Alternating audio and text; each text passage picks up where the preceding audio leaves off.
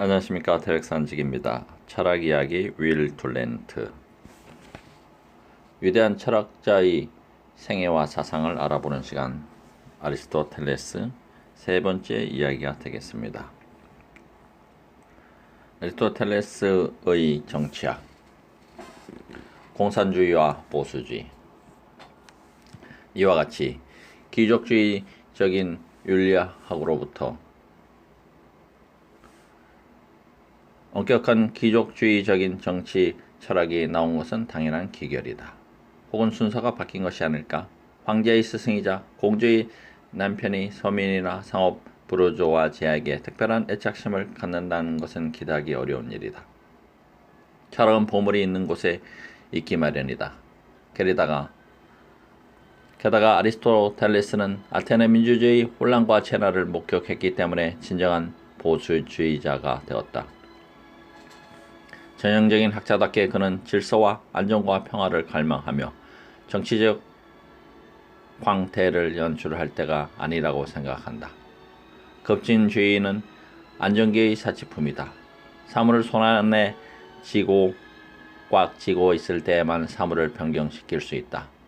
일반적으로 법률을 가볍게 변경하는 습관은 악습이며 변경으로 얻는 이익이 적을 때는 이 법의 결함이든 위정자의 결함이든 철학적 관용으로 간과하는 편이 좋다. 시민은 이러한 변경으로 불복종의 습관을 익히게 되어 얻는 것보다는 잃는 것이 많다. 정착에서 준수를 강요하여 정치적 안정을 유지하는 법률의 힘의 기초는 주로 관습에 있다. 따라서 경솔하게 옛법을 버리고 새법을 만드는 것은 모든 법률의 가장 내면적인 본질을 약화시키는 확실한 수단이다. 시대적 경험을 얕보아서는 안 된다. 만일 이 사태가 좋은 것이라면 장구한 시일이 지나면서 알려지지 않을 수가 없었을 것이다.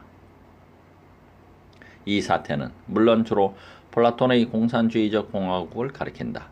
아리스토텔레스는 플라톤의 보편 개념의 실제론 및 정치적 이상주의와 싸우고 있다. 그는 스승이 그려놓은 그림에서 많은 오점을 찾아낸다. 그는 플라톤이 분명하게 철학적 수호자들에게 강요한 계속적인 병영식 접촉을 좋아하지 않는다. 아리스토텔레스는 보수적이기는 하지만은 개성, 사생활 및 자유를 사회적 능력이나 재능 이상으로 존중한다. 그는 모든 동년배들을 형제 자매라 부르고 어른을 무조건 아버지 또는 어머니로 부르는 것을 좋아하지 않는다. 모두가 형제면 형제는 하나도 없는 것과 같고 플라톤식으로 아들이 되는 것보다는 어떤 사람의 진짜 조카가 되는 것이 훨씬 좋다. 여자와 자녀를 공유하는 나라에서는 사랑은 흐르는 물과 같다. 진실로 관심과 사랑을 고취하는 중요한 두 성질, 곧 소유관과 여기에 따르는 사랑은 플라톤 국가에서는 결코 존재할 수 없다.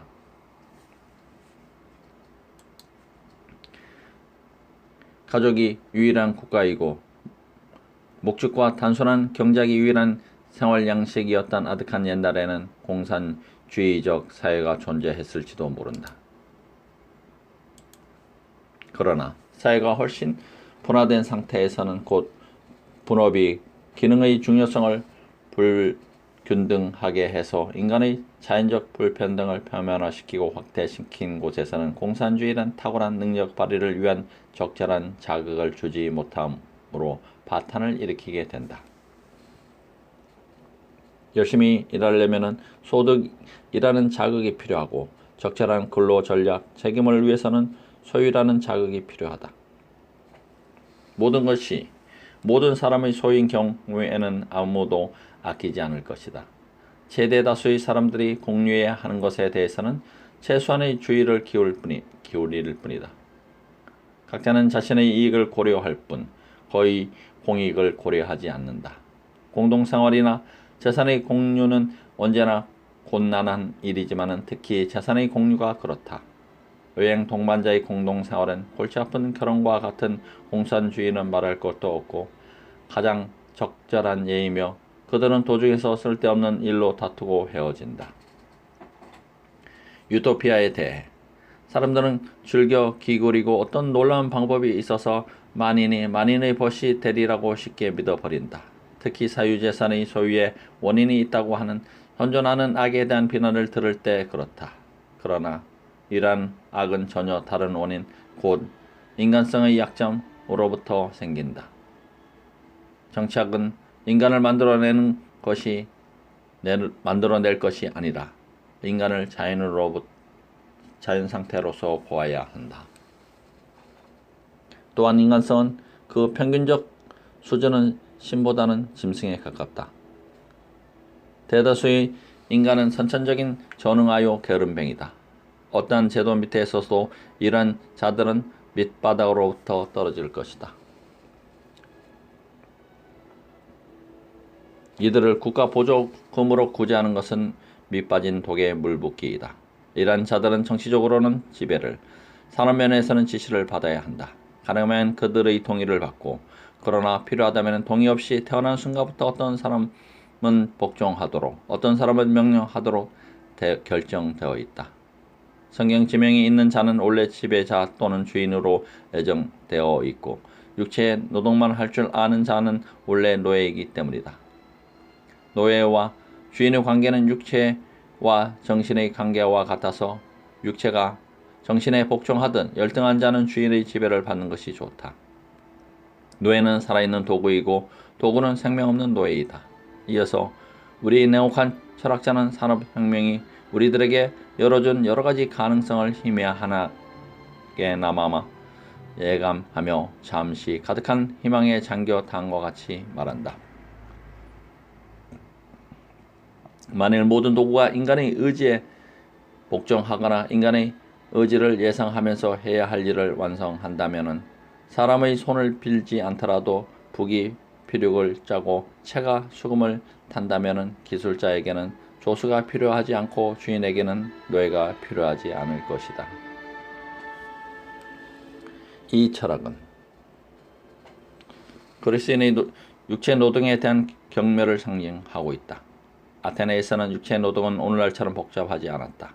오늘날 많은 수공업 분야에서 요구되는 지력은 흔히 보통의 중류 계급이 경영하는 사업에 요구되는 지력보다 훨씬 크며 대학 교수라도 급할 때는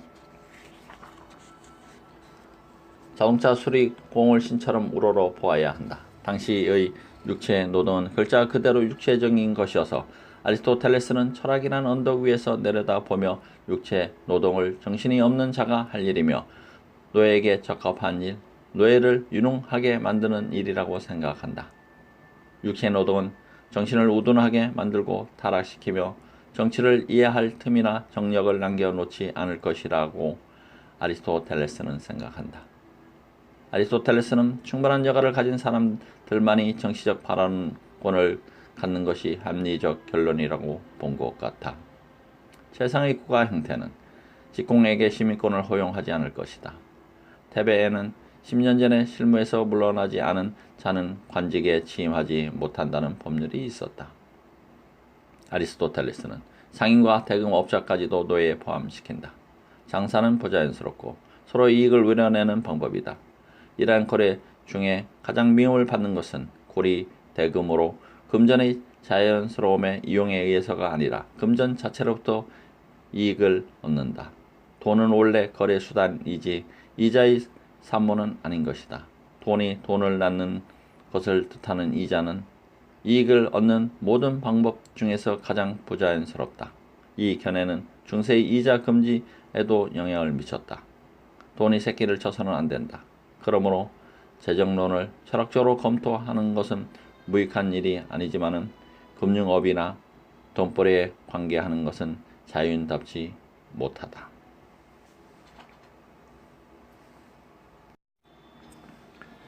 아리스토텔레스의 결혼과 교육. 여자와 남자의 관계는 노인과 주인, 육체 노동자와 정신 근로자, 야만인과 그리스인의 관계와 같다. 여자는 낮은 발달 단계에 머물러 있는 미완성의 남자다. 동물의 발생학, 박물학, 정치학. 태어나면서부터 남성은 우월하고 여성은 월등하다. 남자는 지배하고 여자는 지배받기 마련이고 이 원칙은 필연적으로 전 인류에 확대된다. 여자는 의지가 약하므로 독립적인 성격 또는 입장을 갖지 못한다. 여성의 최선의 상태는 조용한 가정생활이며 대외적인 관계에서는 남자의 지도를 받지만은 가사에 있어서는 최고일 수 있다. 여자는 플라톤의 공화국에서처럼 더 이상 남성화되어서는 안되고 오히려 차이점이 증대되어야 한다. 차이보다 더 큰 매력은 없다. 남자와 여자의 용기는 소크라테스가 가정한 것처럼 동일한 것은 아니다. 남자의 용기는 명령에, 여자의 용기는 복종에 나타난다. 시인이 말하듯이 신묵은 여자의 영광이다. 아리스토텔레스는 이와 같은 여성의 이상적 노예화는 남자가 드물게 성취하는 일로서 완력보다는 혀로 지배하는 경우가 더 많다고 생각한 듯하다.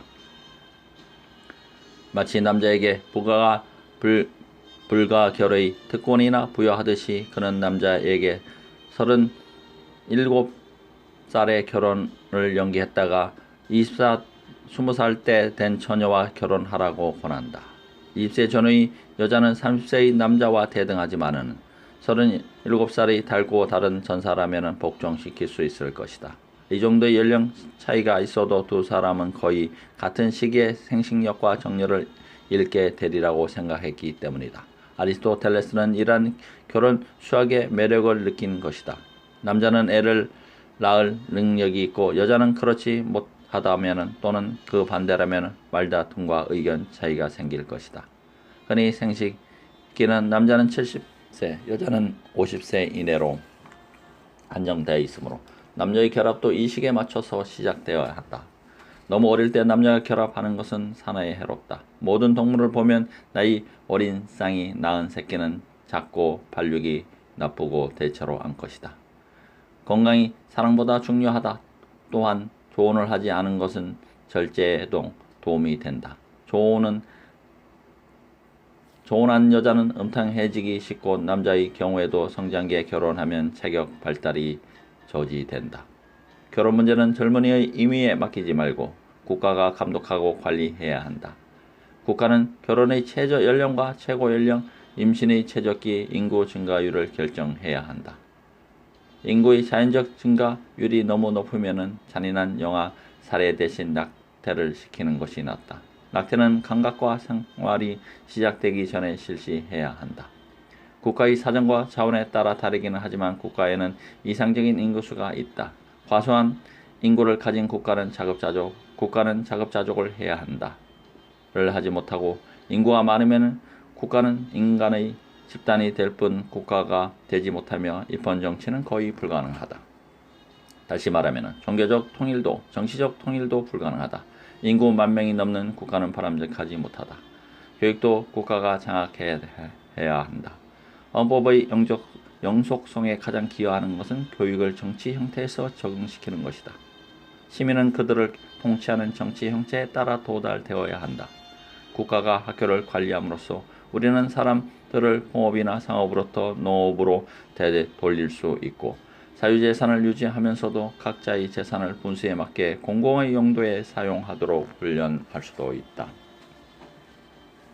선량한 사람들 사이에서는 친구끼리는 모든 것을 공유해야 한다고는 격언이 적용될 것이다.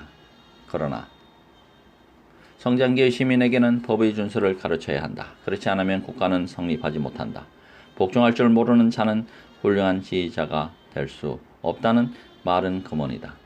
선량한 시민은 복종도 명령도 할 줄 알아야 한다. 그리고 국가가 학교를 관리해야만 종속적 이질성 속에서 사회적 통일을 달성할 수 있다. 국가는 다양한 요소로 구성되어 있지만 교육의 통일성을 얻고 공동체가 되어야 한다.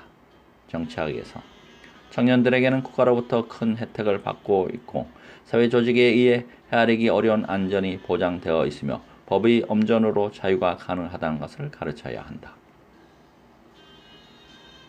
인간은 완성되면 가장 착한 동물이 되지만 고립되면 가장 악한 동물이 된다. 부정은 무장을 갖출수록 더욱 위험해지는데 인간은 태어나면서부터 가장 악한 목적에 사용할 수도 있는 지성과 성격상의 여러 특성으로 무장하고 있는 것이다. 그러므로 유독하지 않은 인간은 동물 중에서 가장 무섭고 야만적이며 탐욕과 유욕으로 가득 차 있다. 오직 사회 통제에 의해서만이 인간을 유독하게 만들 수 있다. 인간은 언어에 의해서 사회에 의해서 지성을, 지성에 의해 질서를, 질서에 의해서 문화를 발전시켰다. 이와 같이 질서 있는 국가에서 비로소 개인은 고립된 상태에서는 도저히 가질 수 없는 무수한 기회와 수단을 항류하게 된다. 따라서 고립해 살려면은 인간은 짐승이거나 신이어야 한다. 그러나 혁명은 거의 언제나 현명하지 못한 것이다. 혁명은 약간의 선을 성취할지 모르나 그 대가로 많은 악이 따르며 이 악 중 중요한 것은 모든 정치적 선의 기초가 되고 있는 사회 질서 및 조직의 교란 그리고 어쩌면 그 해체이다. 혁명적 혁신의 직접적 결과는 계산할 수 있고 유익할지도 모르나 간접적 결과는 대체로 계산할 수 없고 흔히 비참하다. 몇 가지 점만을 고려하는 자는 쉽게 판단을 내릴 수 있다. 또한 결정할 사항이 적은 사람일수록 재빨리 결심을 한다. 젊은이들은 쉽게 속는다. 그들은 재빨리 믿어버리기 때문이다. 옛 습관은 뿌리 깊은 것이므로 오랫동안 지켜온 습관을 억압하면서 혁신 정부는 전복된다. 성격은 법률처럼 쉽게 변하는 것은 아니다. 어떤 정체든 영속적인 것이 되려면 사회의 모든 부분이 이 정체의 유지를 원해야 한다. 그러므로 혁명을 피하고자 하는 지배자는 빈부의 격차, 대체로 전쟁의 결과로 생긴 상태이다. 를 예방하고 위험할 만큼 평창한 인구의 배출구로서 영국인처럼 식민지 계책을 장려하고 종교를 조장하고 실행해야 한다. 특히 독재자는 신들을 열심히 섬기는 것처럼 보여야 한다. 지배자가 신앙심이 깊어서 신들을 잘 섬긴다고 생각하면 지배자로부터 부정한 일을 당하지 않을까 하는 국민의 공포심은 줄어들고 또한 신들이 지배자의 편에 서서 싸우고 있다고 믿음으로 지배자에 대한 반역도 줄어든다. 정치학에서 아리스토텔레스의 민주주의와 귀족주의 종교, 교육, 가정생활의 질서에 이 정도로 안전장치를 해놓는다면 거의 모든 전통적 정치 형태가 들어맞을 것이다. 모든 정치 형태에는 장단점이 섞여 있어서 각기 여러 상황에 적용된다. 이론적으로 이상적 정치 형태는 최선의 한 인물에게 모든 정치 권력을 집중시키는 것이리라. 호메로스가 많은 사람들에게 통치권이 있는 것은 나쁜 일이다. 한 사람을 그대의 지배자, 그대의 주인으로 삼으라고 한 말은 옳다. 이러한 사람에게는 법률은 제한이 아니라 오히려 수단이리라. 뛰어난 재능을 가진 사람에게는 법률이 없다. 그들 자신이 법률이기 때문이다. 이러한 사람들을 상대로 법을 제정하려고 하는 자는 웃음거리가 될 것이다. 그들은 아마도 안티스테네스의 우화에 나오는 사람처럼 대답할 것이다. 어느 날 동물회의에 산토끼가 장광설을 늘어놓으며 만민평등을 요구하자 사자는 토끼에게 말했다. 내 발톱은 어디 있지? 그러나 실제적으로 군주정치는 대체로 최악의 정치 형태이다. 거대한 힘과 위대한 덕은 가까운 친척이 아니기 때문이다. 그러므로 실행 가능한 최선의 정치 형태는 학식과 능력을 갖춘 소수의 사람들이 통치하는 귀족 정치이다. 정치는 너무나 복잡한 문제여서 수에 의해 결정할 수는 없다. 매우 간단한 문제들도 지식과 능력을 요구하지 않는가. 의사는 의사에 의해 평가되어야 하는 것처럼 인간은 일반적으로 동등한 사람에 의해 평가되어야 한다. 이 원리는 그대로 선거에도 적용되지 않을까? 올바른 선거는 지식을 가진 사람들에 의해서만 가능하다. 예컨대 기하학자는 기하학의 문제를 올바르게 선택할 것이고 수로 안내인은 항해의 방향을 올바르게 선택할 것이다. 그러므로 집정관의 선거나 책임 추궁도 다수의 손에 맡겨서는 안 된다. 세습적 귀족 정치의 난점은 항구적인 경제 기반이 없다는 것이다. 새 부자가 끊임없이 생기므로 조만간에 정치적 공직은 최고 입찰자의 임의에 맡겨진다. 최고의 관직들을 살 수 있다는 것은 분명히 좋지 못한 일이다. 이러한 악폐를 허용하는 법률은 능력보다도 부를 존중하므로 전국을 탐욕의 수라장으로 만든다. 국가의 원수가 기하게 여기는 것은 다른 국민들도 반드시 귀하게 여기기 때문이다. 현대 사회 심리학의 이른바 위신 모방 능력을 가장 존중하지 않는 곳에는 진정한 귀족 정치가 있을 수 없다. 민주 정치는 대체로 군권 정치에 대한 혁명의 결과이다. 지배 계급의 탐욕은 끊임없이 그들의 수를 감소시키고 마르크스가 말하는 중간 계급의 소멸, 그 결과로 대중의 힘을 강화시켜 대중은 마침내 주인과 대항하여 민주 정치를 수립한다. 이러한 가난한 자의 지배에는 약간의 장점이 있다. 민중은 개별적으로 전문가의 뒤떨어지는 판단을 하지만은 집단으로는 그렇지 않다. 제작품을 보더라도 더 잘 평가하는 것은 기술자 자신이 아니다.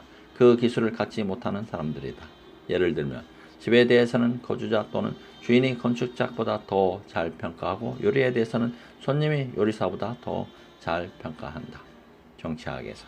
그리고 다수는 소수보다 부패하지 않는다. 다수는 적은 물에 비해 쉽게 썩지 않는 다량의 물과 같다. 개인은 분노, 그 밖의 격정에 휩쓸려 판단이 흐려지기 마련이다. 그러나 다수의 사람들이 한꺼번에 격정에 휩쓸려 동시에 잘못을 범한다는 것은 상상조차 어려운 일이다. 그러나 민주정치는 일반적으로 귀족 정치보다 열등하다. 민주정치는 평등이란 잘못된 전제에 기초를 두고 있기 때문이다. 민주주의는 한 가지 면에서 예컨대 법이란 면에서 평등한 자는 만사에 있어서 평등하다는 관념으로부터 발생한다. 인간은 평등하다는 자유를 갖고 있으므로 완전한 평등을 요구하는 것이다. 그 결과 능력은 수의 희생물이 되고 수는 장략에 의해 조종된다. 민족은 쉽게 오도되고 그들의 견해는 변하기 쉬우므로 투표권은 지식계급에 한정시켜야 한다. 우리에게 필요한 것은 귀족 정치와 민주 정치의 결합이다. 이러한 행복한 결합은 입헌 정치에 의해 제시된다. 입헌 정치는 생각할 수 있는 최선의 정치체제, 교육의 귀족주의라고 할 수도 있다는 아니지만 가능한 최선의 국가다. 평범한 사람이 미치지 못하는 덕의 기준을 세우거나 소질과 환경의 특별한 혜택이 필요한 교육을 전제하거나 단지 염두에 지나지 않는 이상 국가를 가상하지 말고 대다수가 실제로 영위할 수 있는 생활과 모든 국가가 실행할 수 있는 정치 형태를 염두에 두고서 우리는 최대 다수의 국가에 대해 최선의 헌법은 무엇인가? 최대 다수의 인간에 대해 최선의 생활은 무엇인가를 물어야 한다. 일반적 적용의 원칙, 곧 그 정체의 유지를 바라는 국가의 부분이 바라지 않는 국가의 부분보다 강하지 않으면 안 된다는 원칙을 세우는 일로부터 논의를 시작할 필요가 있다. 그리고 힘은 수나 재산이나 군사적, 정치적 능력에 의해서 생기는 것이 아니고 이러한 모든 것이 합쳐져서 생기는 것이므로 단순한 수적 우월성만이 아니라 자유, 재산, 교양, 출신, 가문도 고려되어야 한다. 그러면 우리는 입헌 정치를 지탱해줄 경제적 다수자를 어디서 찾아낼 것인가? 아마도 중산 계급이 가장 좋을 것이다. 입헌 정치가 민주 정치와 귀족 정치의 중용이듯이 여기서도 우리는 다시금 중용과 마주친다. 공직의 길이 만인에게 개방되어 있다면 이 국가는 충분히 민주적일 것이고 공직 자체가 실제로 이 길을 걸어오며 충분한 준비를 갖춘 자들에게만 국한된다면 충분히 귀족적일 것이다. 어떤 각도에서 영원한 정치 문제에 접근하든 결론은 언제나 동일하다. 곧 공동체의 목적은 공동체 자체가 결정해야 하지만 그 수단은 중년자만이 선택하고 적용해야 하며 선택의 폭은 민주적으로 확대되어야 하지만 공직은 준비를 갖추고 선발된 수재들을 위해 엄격하게 유보되어야 한다.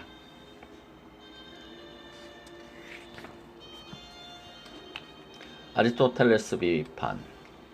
우리는 이 철학에 대해 어떤 말을 할 수 있는가? 열광할 면은 하나도 없을 것이다. 아리스토텔레스 자신이 어떤 일에도 열광하지 못했으므로 아리스토텔레스에게 열광하기는 어렵다. 나를 울리고 싶으면 먼저 울어라. 그의 모토는 어떤 일에도 경탄하지 않는 것이다.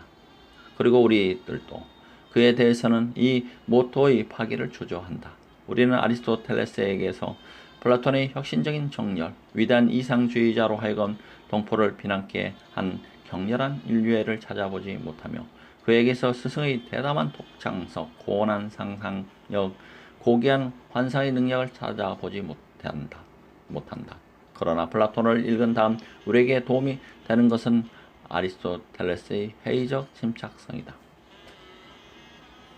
우리의 의견을 요약하기로 하자. 우선 우리는 그의 논리에 대한 고집 때문에 시달린다. 그는 3단 논법을 인간의 추리 과정의 기술이라고 생각하지만 사실은 다른 사람을 설득하기 위해 추리를 장식하는 방법을 설명하고 있을 뿐이다.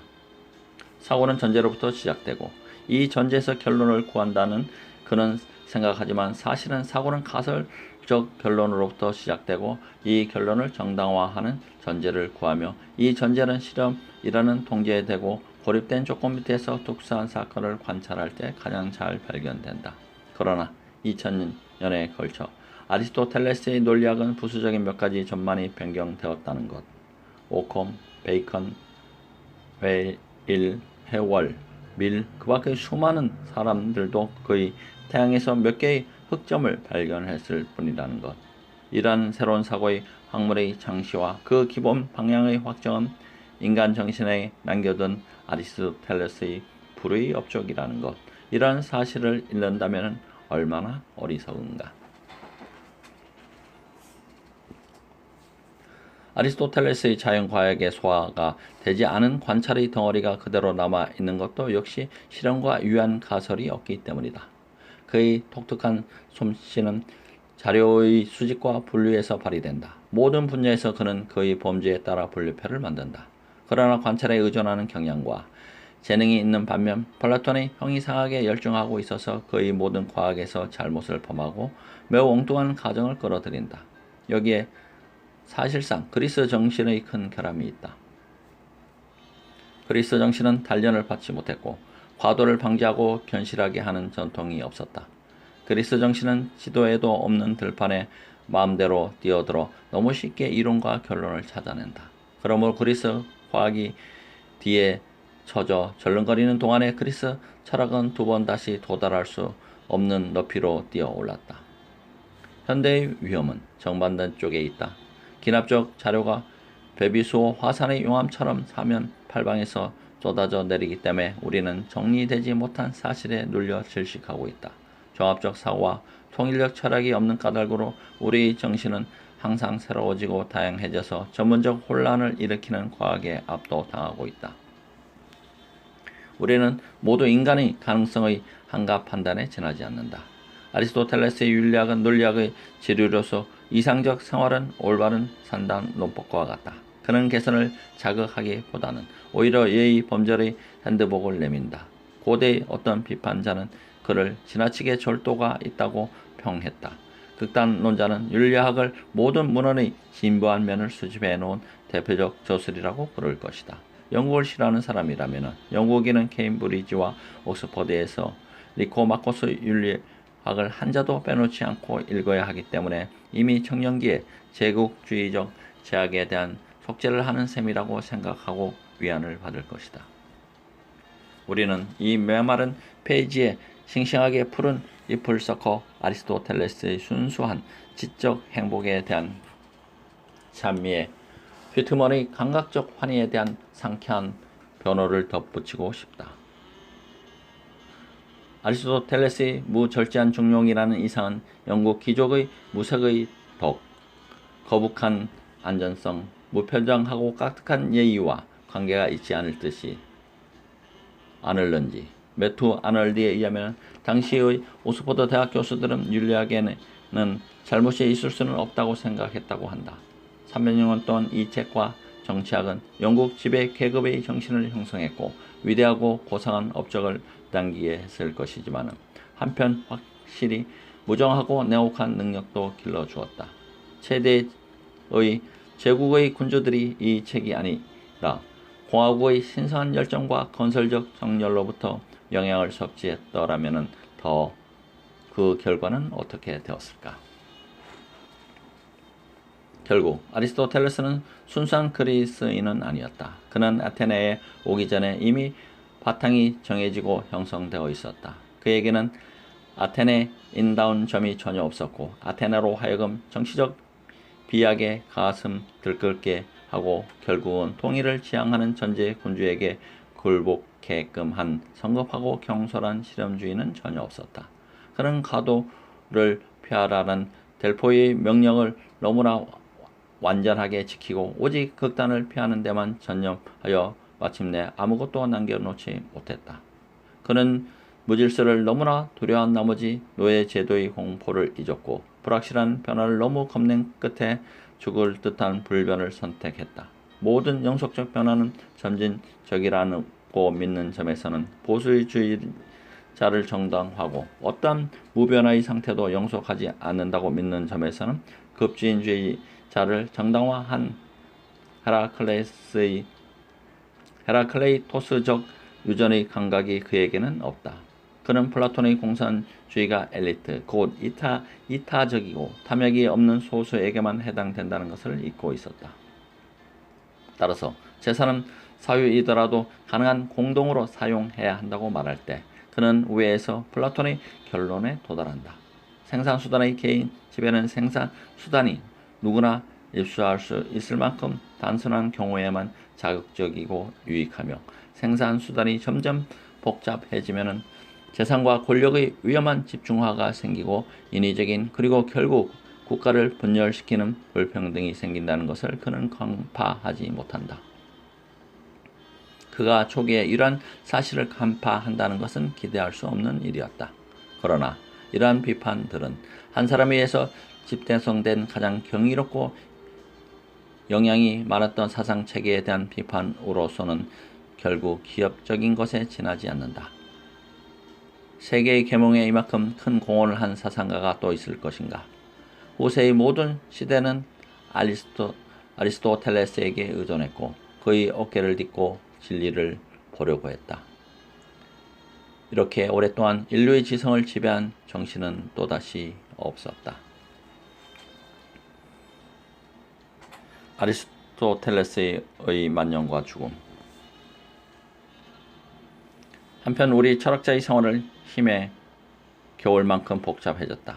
알렉산드로스를 신으로 숭배하기를 거절한 칼리스테네스, 아리스토텔레스의 조카의 처형에 항의했기 때문에 그는 알렉산드로스와 사이가 나빠졌다. 알렉산드로스는 이 항의의 철학자라 할지라도 그의 전능한 권력으로 사형에 처할 수 있다고 암시하는 대답을 했다.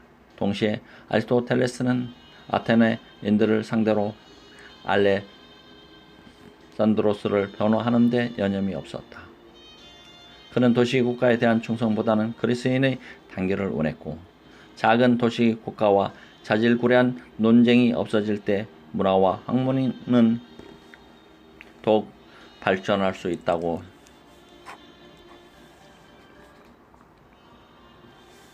생각했다. 그리고 그는 괴테가 나폴레옹에게 기대한 것, 겨둘 수 없을 만큼 혼돈되고 복잡한 세계의 철학적 통일을 알렉산드로스에게 기대했다. 자유를 갈망하는 아테네인들은 아리스토텔레스에게 불평을 터뜨렸고 알렉산드로스가 적대적인 도시의 중심부에 아리스토텔레스의 동상을 세우자 더욱 신란해졌다. 이러한 소동을 통해 우리가 아리스토텔레스로부터 받은 인상은 윤리학에서 받은 인상과는 달라서 이 경우 우리는 냉정하고 잔인할 만큼 침착한 인간이 아니라 3인 초가의 점진 속에서 거인의 사업을 수행해 나가는 투사를 본다. 아카데미아의 플라톤의 후계자들, 이 소프라테크스의 웅변학파, 그리고 데모스테네스의 신랄한 웅변을 듣고 흥분한 군중은 아리스토텔레스의 주방 또는 사형을 위해 음모를 꾸미고 떠들어댔다. 이윽고 갑자기 알렉산드로스가 죽었다. BC 323년. 아테네는 애국적 환희로 들끓었다. 마케도니아파는 쓰러지고 아테네의 독립이 선언되었다. 알렉산드로스의 후계자이며 아리스토텔레스의 가까운 보신